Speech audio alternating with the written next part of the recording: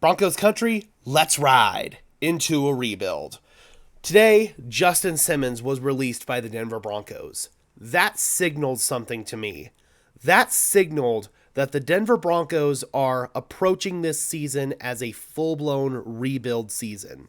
The Broncos are going to be offloading a bunch more contracts. Justin Simmons isn't the only move. Russell Wilson isn't the only move. I believe that if not today, in the next couple of days before free agency officially gets started, the Denver Broncos are going to be making quite a few more cuts. And it wouldn't surprise me at all if they really strip this roster down to its core and approach 2024 as a punt-away season where they fill the roster with a bunch of cheap free agents on one-year deals, very much how the Houston Texans filled their roster for the couple of years after they moved on from Deshaun Watson, and then afterwards they accumulated all that draft capital from the Watson trade. That is what helped restart their rebuild. We're not going to have that luxury, but I think that we're going to take the same approach to at least the start of our rebuild by filling our roster with a bunch of tier 2, tier 3 players. And who else do I think is going to be cut by the Denver Broncos? Let's take a look at the financial figures here as to who might make sense. The first name on this list is definitely Garrett Bulls. I feel like if you're going to save $16 million by moving on from Garrett Bulls with just $4 million in dead money, that's almost a no-brainer to me.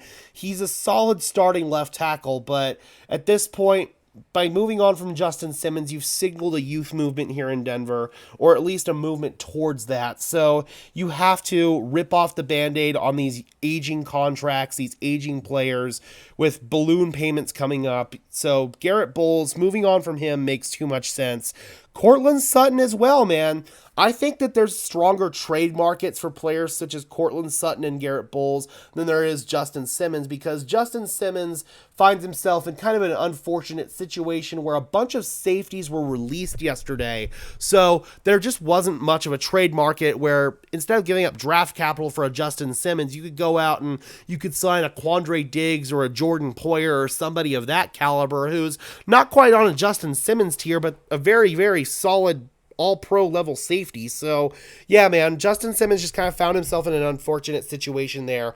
But I do think that if there's a chance the Broncos could fetch him draft capital for a couple of their players, Garrett Bulls for a team who's desperate for a starting left tackle, and then Courtland Sutton, who's coming off of one of the best seasons of his career, that makes sense to me. We've talked about Tim Patrick. I strongly believe the Denver Broncos are going to cut him and then re-sign him on a much, much, much cheaper deal, a one-year prove-it deal for Timmy P. If he's going to have to go down the one-year prove-it deal route, may as well be here in Denver where we're going to most likely have a need at wide receiver, and he's our longest tenured wide receiver and one of the longest tenured Broncos that we have now.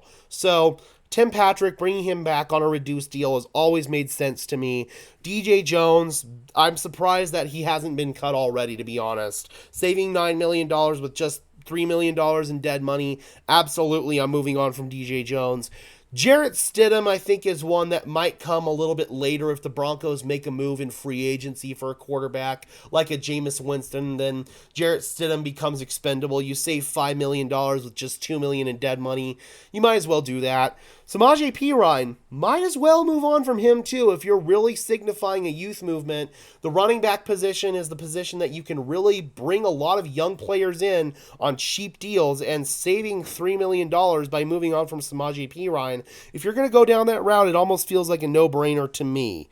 Who else could we potentially move on from here by looking at this? Got a couple of veterans as well. I know Chris Manhertz.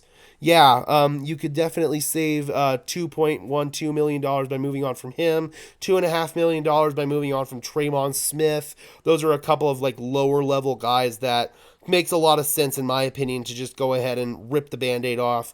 Ioma Uwazurike, you could save $1 million by moving on from him. Makes sense. He didn't play for you last year, coming off of that year-long suspension for gambling.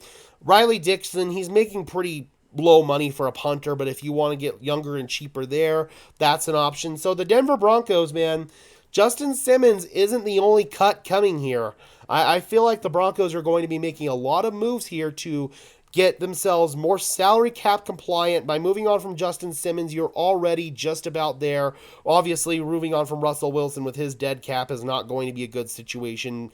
I also anticipate a couple of restructures coming, possibly Mike McGlinchey. He's eligible for a restructure that'll clear up some immediate money for the Denver Broncos. So, yeah, guys, buckle up. It's going to be a crazy next couple of days in Denver for sure.